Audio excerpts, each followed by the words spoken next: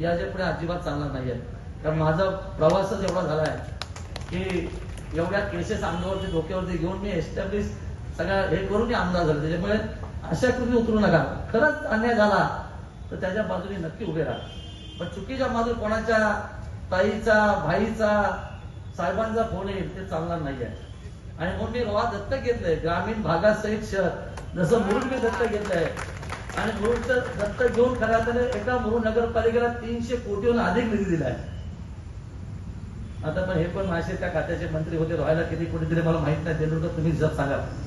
पण मी एक सर्वसामान्य आमदार असून देखील एका नगरपालिकेला 300 कोटी रुपये दिला. आज नगरपालिका मुरुडची बघा. मी रोहाला देण्यासाठी आलोय. रोहाकरांनी हात पुढे करा.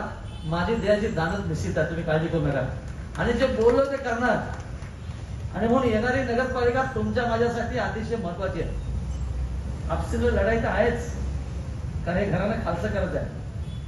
उमेदवार कोण असेल विरोधकांचा आहे तुम्हाला माहिती आहे. इतर बाहेर कोणाला उमेदवारी दिली जात नाही. जे आमचं आहे ते कुटुंबापुरती मर्यादित. बाहेरच्या लोकांनी फक्त आम्हाला हायर करा एवढंच काम उरलेलं आहे. आम्ही तसे अजिबात नाही आहोत. माझं सर्वसामान्य कार्य किती गरीब असेल पण तो कर्तृत्व नाही त्याला तुम्ही द्यायला पाहिजे. ही पक्षाची धारणा आहे. आणि मागाशी पत्रकारांना सांगितलं काही गोष्टींचं विवेचन मी नक्की केलं त्या गोष्टीने. आणि मग येणाऱ्या काळामध्ये युती महायुती या सगळ्या गोष्टी पलीकडच्या राहतील. आमची ताकद आहे. त्यामुळे रोहायला आम्ही वारंवार येऊ.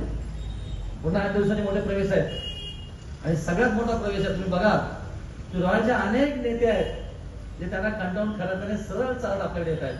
आणि त्यांचा सन्मान करणं आमचं काम आहे. आणि म्हणून संतोष करणं सुरुवात केली. कारण मला माहित आहे संतोष हा कडवा शिवसैनिक आहे. जहाली तर नक्की आहे. आणि बोले ते करण्याची ताकद त्याच्यामध्ये. कारण त्याचे आवाजच असा भारदार आहे. एकदा घोषणा दिली का माणूस हल्लाच पाहिजे. आणि म्हणून तो बरेचसेचा शिष्य आहे. त्याच्यामुळे मी अधिक काय बोलणार नाही. पण कर्तृत्व छान आहे त्याच्या सगळ्या गोष्टीने. खूप काय बोलायचं होतं पण अनेक वक्त्यांनी बरेचसं काय बोललं गेलं. आम्हाला समय येताना खूप टाइम लागतो. कारण आम्ही वारकरी आहोत, टाळकरी आहोत, भजन करणारे आहोत.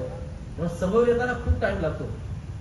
तर आज वेळ नाही तर महिला वर्ग खूप मोठ्या प्रमाणात या ठिकाणी आहे. पण खरं आमच्या नेत्याचा मी सन्मान नक्की करेन. उंची खूप कमी आहे हरशी पण कर्तृत्व महान आहे. माझी जीवनाची सुरुवात अशीच झाली. तू काळजी करू म्हणून एवढ्या मोठ्या माझ्या संस्थेचं कार्यालय हे मध्यवर्ती कार्यालयाचा अध्यक्षत्व मी का केला हे आज मी नक्की तुला सांगतो. तुझ्यात ते कर्तृत्व नक्की आहे. आणि मगाच त्यांनी इच्छा व्यक्त केली की ह्या कार्यकर्त्यांना लोकांना न्याय नक्की मिळेल, अन्यायाविरुद्ध लढण्याची ताकद मिळेल. आणि ते बळ देण्याची ताकद मी तो नक्की आज देतो त्या मंचावर. तुझी उंची जरी लहान असेल तरी कर्तृत्व महान आहे. मला माहिती आहे तुला अनेक लोकांचे फोन येतात, कसे येतात, फोन करते. पण त्यांनाही आज सांग कधी ती मूठ मी खोलली ना चेहरा दाखवायला लाईफ ते झालं नाही आहे. आणि म्हणून मगाशी पहिलं वाक्य सांगितलं की यश जेव्हा माझ्या संपर्कात आला एक घटना त्यांनी सांगितली एवढी भयावह आहे. एक राजकीय नेत्याला शोभनीय नाही आहे. मी आज या मंचावर सांगितलं तर खरंच त्यांची मान गर्दीने खालते. पण मी कधीही सांगणार नाही कारण मी महिलांचा आदर करणारा एक कार्यकर्ता आहे. त्याच्यामुळे त्यांनी जे सांगितलं त्याला सांगितलं इथेच जागेवर थांब, आपण गेअर परतून जाऊया, तुझं कर्तृत्व सिद्ध करशील तो आम्ही नक्की पलटेल. आणि खऱ्या अर्थाने आज ते दाखवलं. ऑफिस अतिशय सुंदर त्यांनी निर्माण केलंय. खऱ्या अर्थाने वेव ज्या आहेत त्या अतिशय सुंदर आहेत. पण त्यातून प्रगती नक्की होईल. आणि म्हणून तुला पूर्ण अधिकार देतो की माझ्या या संस्थेच्या माध्यमातून जनतेची सेवा प्रामाणिक कर. माझं एक जीवन पण असंच आहे. मी शून्यातनं सुरुवात केली आणि आज 100 पण पोहोचलो. माझी अपेक्षा तू नक्की पोहोचव. काही आई वडिलांच्या आशीर्वाद आजीने मला सांगितलं अगदी तिने ज्या पद्धतीने सांगितलं तर मलाही थोडंसं मन भरून आलं की माझ्या नातेवाईकाचं तू मत प्रगट करताना सांगितलं की शेत सांभाळावा. मी नक्की सांभाळणार. कोणाचं काही ऐकू नको. इथे सगळे चित्रपट लोक आहेत. इथले नेत्यांचं काय चिंता करू नको. ते जे आज बोलतात ना ते आमदार महोदय चितर आहे. तुमचा बाप चितर आहे. मी नसतं मी आमदार झालो असतो का. तुम्हाला चीत करून तुम्ही एवढा माझा विरोध केला तरी मी दुसऱ्यांदा आमदार झालो, तिसऱ्यांदा होणार. तुम्ही काळजी करायची गरज नाही आहे. आता तुमची खुर्ची सांभाळा. आम्ही इंटर झालोय. दही अंडीला दही फोडली आणि दही अंडी फोडली. आता नारळ वाढवून मी आलोय. अनेक उद्घाटन करा तुम्ही काळजी करू का. आमच्या नेत्यांचं खरं तर ते क्षेत्र आहे. क्षेत्र म्हटल्यानंतर ते खातच त्यांचं आहे शिंदे साहेबांचं. मग रोहायला काय द्यायचं आहे हे नक्की मी देणार.